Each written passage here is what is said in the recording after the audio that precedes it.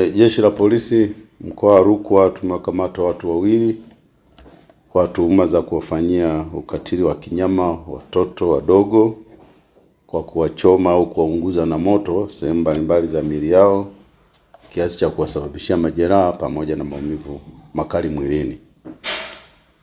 Hao watuhumiwa tuliowakamata ni Fortunatus Benezet Mawela, ana miaka 60. Huyu ni mkazi wa kijiji cha Singiwe, wilaya ya Kalambo. Lakini mwingine ni Aisha Credo Mpepo, na miaka 25.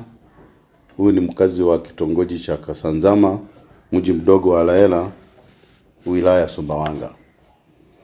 Huyu Fortunatus yeye tarehe 19 Aprili 2026 alimuunguza mjukuu wake, ana miaka 26, kwa moto maeneo ya mapajani pamoja na tumboni.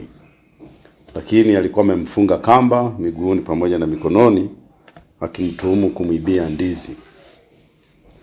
Lakini huyu Aisha Credo Mpepo yeye ilikuwa tarehe 27 Aprili 2026, naye alimuunguza mtoto wake wa kumzaa kabisa, ana umri wa miaka 8. Alimuunguza akitumia pasi ya umeme mgongoni kiasi kwamba alimsababishia majeraha makubwa sana.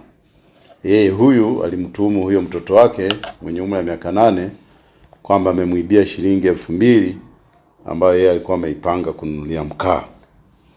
Wote hawa kama nilivyosema tumewakamata na taratibu tunazikamilisha ili waweze kufikishwa mahakamani wajibu tuhuma hizo za kuwafanyia ukatili watoto hao wadogo.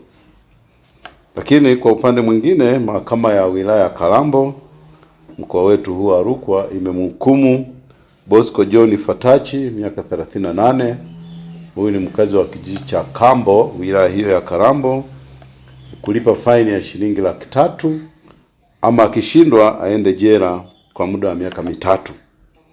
Adhabu hii ilitolewa na mahakama hiyo baada ya kuwa imejiridhisha kwamba mshtakiwa huyo alimwadhibu kikatili mtoto mdogo wa miaka 8 huku akiwa amemfunga kamba miguuni na mikononi na akamtandika au akamchapa akitumia waya wa umeme. Sababu alimtuhumu kwamba mtoto huyo alimwibia pipi za shilingi 200.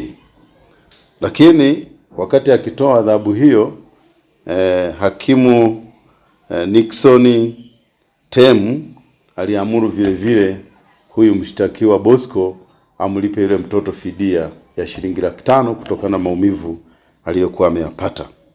Lakini mheshimiwa hakimu alisisitiza kwamba adhabu hiyo iwe ni fundisho kwa wote wenye tabia ya kuwafanyia ukatili watoto wadogo. Na Jeshi la Polisi mkoa wa Rukwa tunaendelea kulaani vikali vitendo hivi vya kuwasurubu au kuadhibu watoto wadogo bila kufuata taratibu. Lakini tunawaasa wazazi na walezi basi wawape malezi yaliyo mazuri watoto wao.